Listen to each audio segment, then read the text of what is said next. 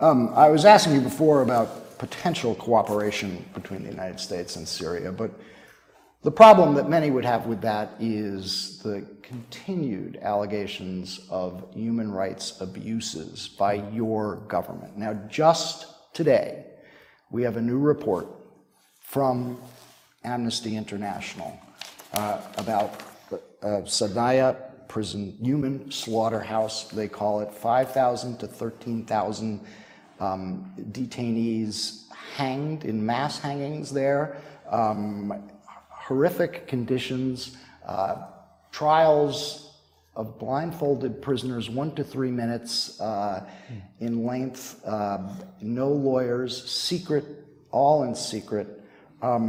This would, on its face, be contrary to every aspect of international law. Yeah. What do you know about what's going on in that prison?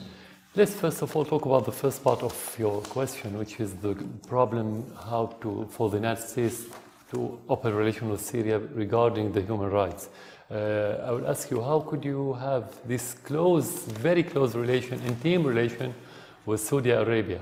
Do you consider beheading as a human right criteria? Yes, but I'm not interviewing the King of Saudi Arabia right now. I'm interviewing you. Yeah, and I'm asking you about reports of human rights abuses in your prison, in your country. You own the question, I own the answers. So that's my answer. So when you answer about Saudi Arabia and your relation, you can put yourself in that position. Second, the United States is in no position to talk about human rights. Since Vietnam War till this moment, they killed millions of civilians.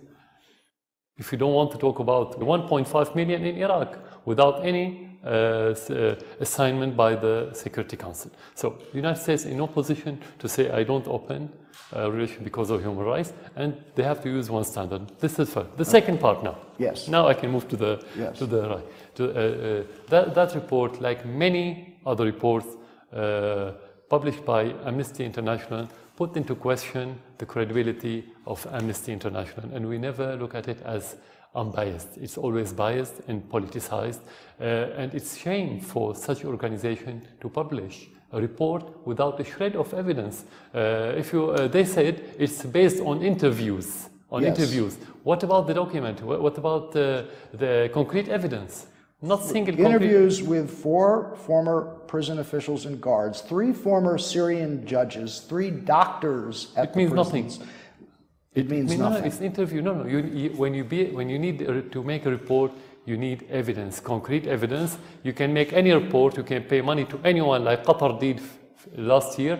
They paid money for such a report, and they brought their own witnesses, and they made a report. The process, I want to just read you something from the report. The process of the hangings is authorized by officials at the highest levels of the government. Death sentences are approved by the Grand Mufti of Syria and by either the Minister of Defense or the Chief of Staff of the Army, who are deputized to act on behalf of President Bashar al-Assad. First of all, what the evidence? So this is first. Is it true or not? No, it's not true. Definitely not true. How do you know? Do you know what goes on in that prison? Have you been there? No, I haven't been. I've been in the presidential palace, not in the prison. So here you have a very disturbing report about something going on in one of your prisons. Are you going to investigate? So Amnesty International knows more about Syria than me, according to you. No, that's not true. No. They haven't been to Syria. They only base their reports on allegation. They can bring anyone, doesn't matter what's his title. You can forge anything these days. And we're living in a fake news era, as you know. Everybody knows this. So we don't have to depend on this. Second, you have to talk about the reality. They said in their report that we made serial executions. Is that correct? Yes, mass hangings. First of all, execution is part of the Syrian law. If the Syrian government or institution wants to do it, they can make it legally because it's been there for decades. Secret trials, no lawyers? Why do they need it if they can make it legally? They don't need anything secret. Is that legal in your country? Yeah, of course it's legal. For decades, since the independence, the execution, according to the law, after a trial, is a legal action, like any other court in many countries in this region. Will you allow international monitors to visit that prison and inspect and investigate these reports?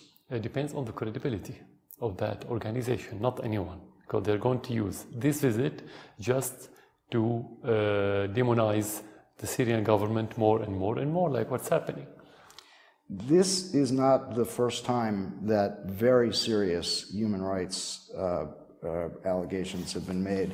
Just last week, a woman in Spain, Sryian, filed a lawsuit accusing 9 of your senior government intelligence and security officials of human rights abuses. Her brother had disappeared in one of your prisons.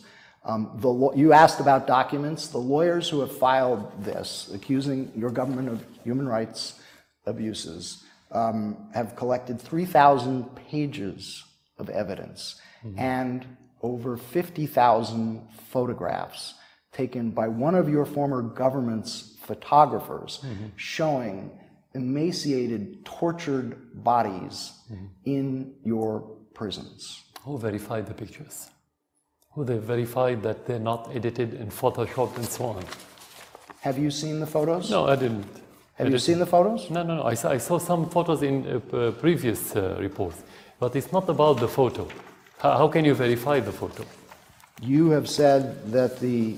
Do you have a photo? I do have the photos. Can you show it to me? Yes, I'll be happy to. Here. Okay. This photo, have you verified who are those? Because you have it and because you mention it in front of your audience. There's a number of photos. You have to convince your audience. You cannot mention such a picture without verifying who are those and where and everything about it, just to put it in front of the audience, tell them, oh, they've been killed by the Syrian soldiers. The woman who filed the lawsuit, the Syrian woman who filed the lawsuit, says she saw her brother in those photographs. At the end, these are allegations. We have to talk about concrete evidence. At the end, that's how you can base your judgment. Not that anyone can say whatever he wants. You said that you believe these photos may have been doctored. The U.S. State Department gave these photos to the American FBI crime lab, digital lab.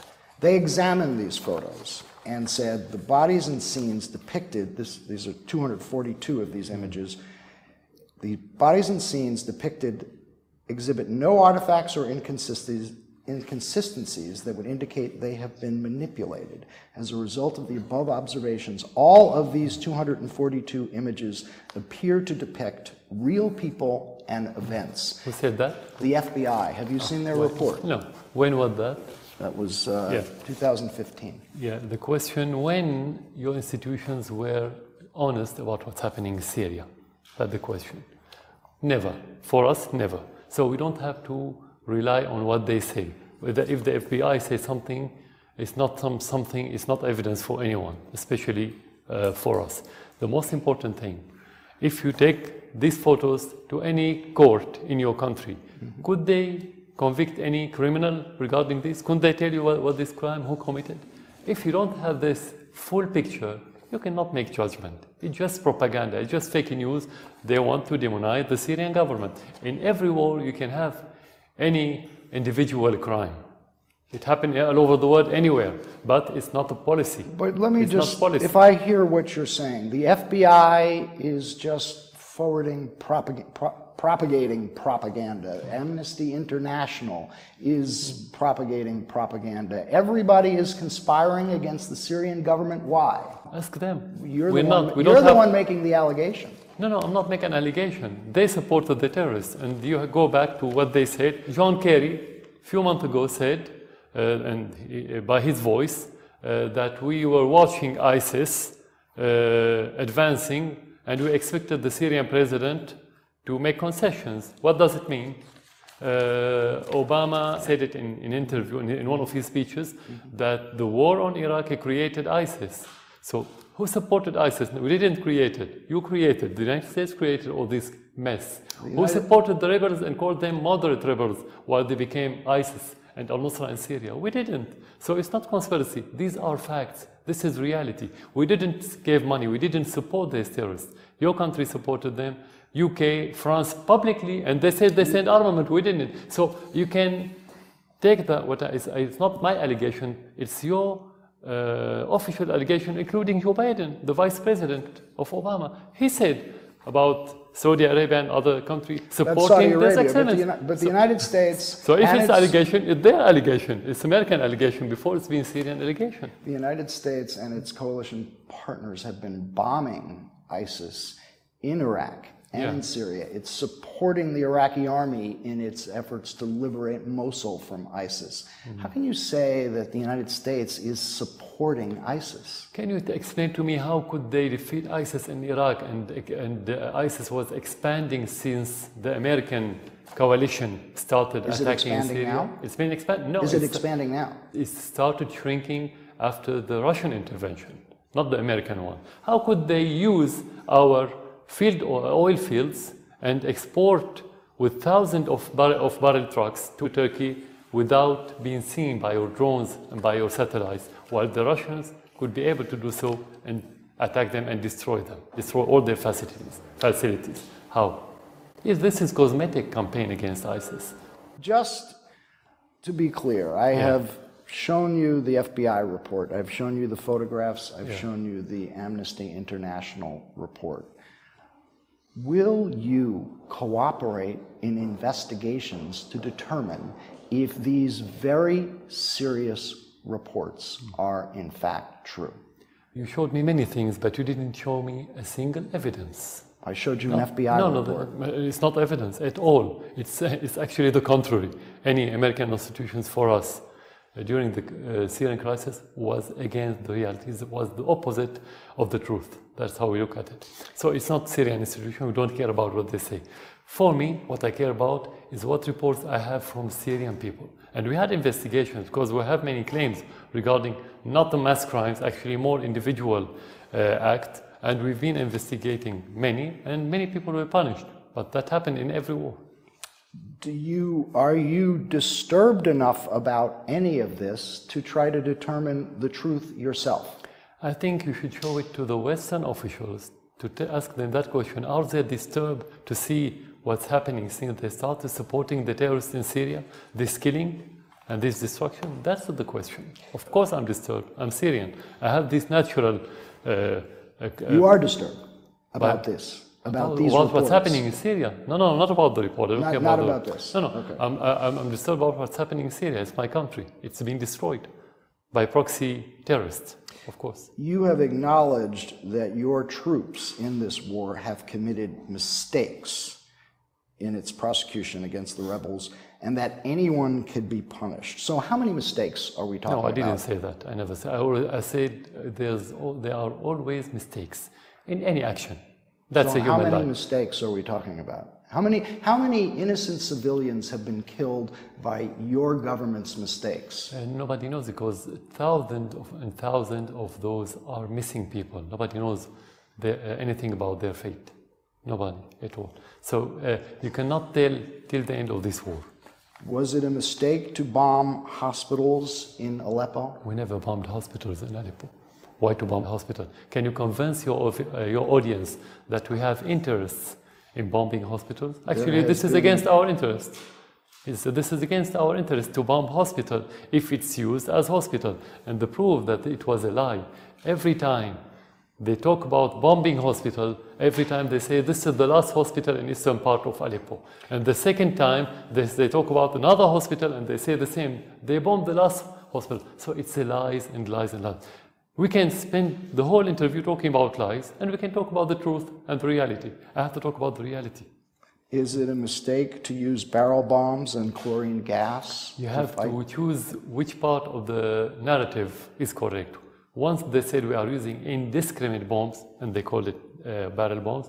The other day they said we targeted hospitals and the schools and convoys. We either have precise armaments or we have indiscriminate armament. So which one do you choose?